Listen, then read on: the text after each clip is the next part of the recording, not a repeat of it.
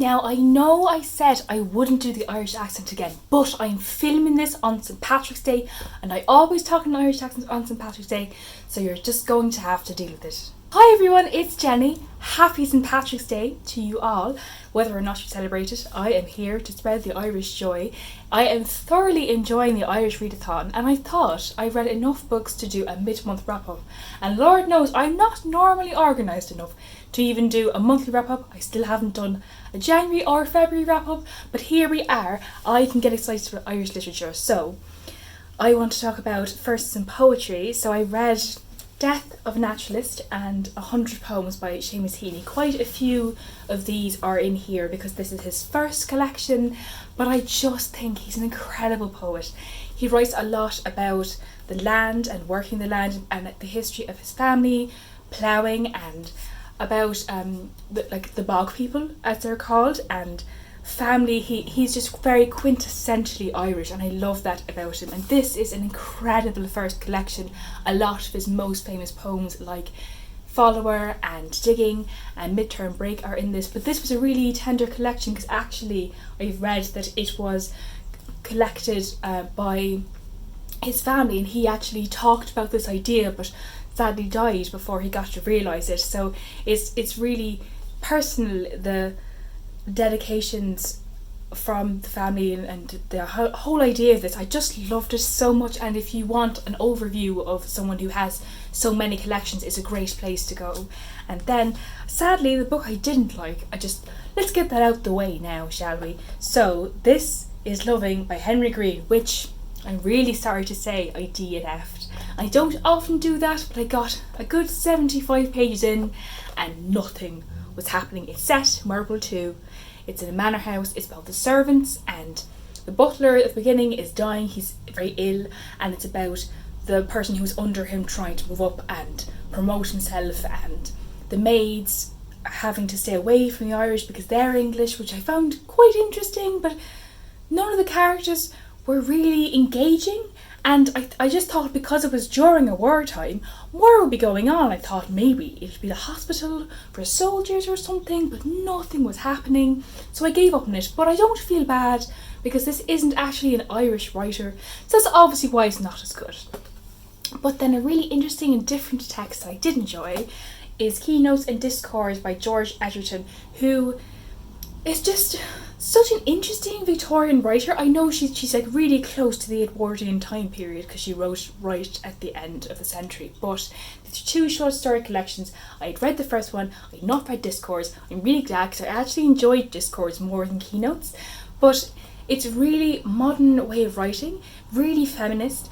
A lot of the stories are about unreconciled or unreciprocated love and relationships that don't work out. I would say if you like Chekhov, you'll probably like this, though they are different.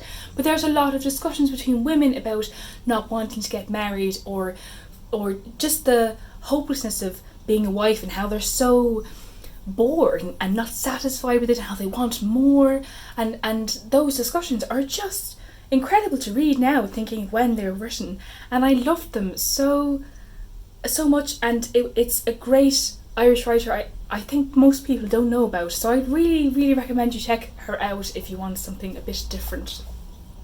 And then another kind of modern classic that I'm sure will be one of my favourite books of the year. So this is Angela's Ashes by Frank McCourt, which is the most quintessential Irish book in the sense that there's a lot of tragedy, but it's also very comedic. So it's tragicomedy. I think that's very Irish in the sense that there's a lot of hardship, there's a lot of poverty. It's about him being born in Brooklyn, but then when he's 4, travelling back to Ireland with his family and living in the Limerick slums, and the horrific conditions that he endures there are at times genuinely disgusting and make me cringe. But at the same time, amongst all that grim death and disease and poverty, there's still these hilarious encounters and moments with family, and also there's a great sense of family here and how you can be fighting with each other, but then at the same time you will help each other out when you need to. I think that again, it's really Irish how they're always fighting each other, but they can simultaneously be really friendly to others. And it's interesting how his father is Northern Irish, so when he goes back to Limerick with his wife, who is Frank's mother, who is from Limerick, there's a lot of prejudice towards him because he was born in the 30s, so it's not that long since the Civil War happened, which finished in like 1922 or 23.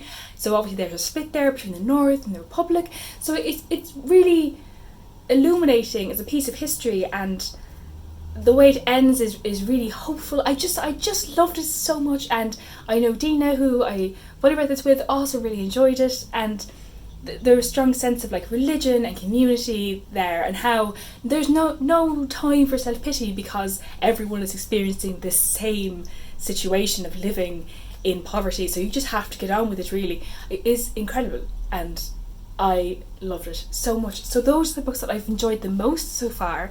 And then because it's St. Patrick's Day, I'm going to read Brian Frea's play Translations from his collection with my sister, because we always like to do something like that on St. Patrick's Day, and I've seen this with her performed, and it's a wonderful play, probably his most famous or one of his most famous. It's about the English coming in and anglicising the Irish names, and it's a really beautiful exposition on the importance of language and culture, and how those two things inform each other and create a sense of heritage, and what happens when that's lost. And I can't wait to read it because it's been a few years since I've seen it, but I'm just having the best time. I've listened to lots of audiobooks as well.